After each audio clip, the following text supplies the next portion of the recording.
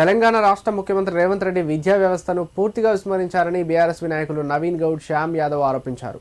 సంక్షేమ హాస్టల్లో విద్యార్థులు అస్వస్థతకు గురై చనిపోతున్నా ప్రభుత్వం నిమ్మకు నీరెత్తినట్లు వ్యవహరించడం శోచనీయమన్నారు.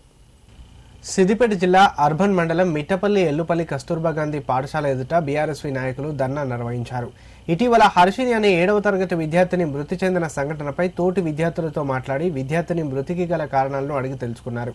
ఈ సందర్భంగా బీఆర్ఎస్ అర్బన్ మండల అధ్యక్షుడు శ్యామ్ యాదవ్తో కలిసి నవీన్ గౌడ్ మాట్లాడారు. కాంగ్రెస్ ప్రభుత్వంలో గురుకులాలలో విద్యార్థులకు సరైన వస్తువులు లేక తీవ్ర ఇబ్బందులకు గురవుతున్నారన్నారు. విద్యార్థిని మృతిపై సమగ్ర విచారణ జరిపించాలని డిమాండ్ చేశారు. లేకుంటే ఆందోళన ఉధృతం చేస్తామని, ఈ నెల 6వ తేదీ మంగళవారం రోజున కలెక్టరేట్ను ముట్టడిస్తామని వారు హెచ్చరించారు. ఈ కార్యక్రమంలో బీఆర్ఎస్ నాయకులు రమేష్, పలువురు పాల్గొన్నారు. అమ్మాయి మృతికి గల కారణం ఏందో తెలుసుకుందామని చెప్పి మేము స్కూల్కు వస్తే, హాస్టల్కి వస్తే ఇక్కడ ఉన్నటువంటి ప్రిన్సిపల్ గారు మమ్మల్ని లోపలికి కనీసం మేము మాట్లాడి వెళ్తాం మేడం, విద్యార్థులతో అడిగి తెలుసుకుంటాము, అసలు ఏం జరిగిందో, విద్యార్థిని ఎలా చనిపోయిందనే విషయం తెలుసుకొని వెళ్తామంటే కూడా మేడం గారు మమ్మల్ని లోపలికి అలౌ చేయలేదు.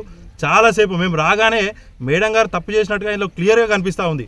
మేడం గారి పొరపాటు వల్లనే ఆ విద్యార్థిని మృతి చెందిందని చెప్పి మాకు క్లియర్ కట్గా అర్థమైనటువంటి సిచ్యువేషన్ ఉంది.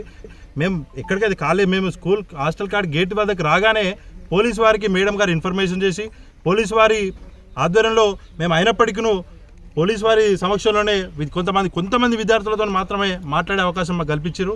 అయినప్పటికీ విద్యార్థులను వాళ్ళ భయభ్రాంతులకు గురి చేసి వాళ్లకు అనుకూలంగా స్టేట్మెంట్ ఇచ్చే ప్రయత్నం చేస్తూ ఉన్నారు ప్రిన్సిపల్ గారు. మంగళవారం రోజు 6వ తారీఖు నాడు సిద్దిపేట జిల్లా కలెక్టరేట్ను ముట్టడించే కార్యక్రమం కూడా బీఆర్ఎస్ జిల్లా పక్షాన మేము తీసుకున్నాము. రేపు ఉదయం మరి వెంటనే ఏదైతే మరణాలు జరిగినాయో, ఇవి హాస్టల్లో ఫుడ్ పాయిజన్ జరిగిందో, విద్యార్థులు తప్పిపోతూ ఉన్నారో వీటిపైన వెంటనే రివ్యూ మీటింగ్, అది కూడా మా విద్యార్థి విభాగం సమక్షంలోనే పెట్టాలని చెప్పి మేము డిమాండ్ చేస్తూ ఉన్నాము.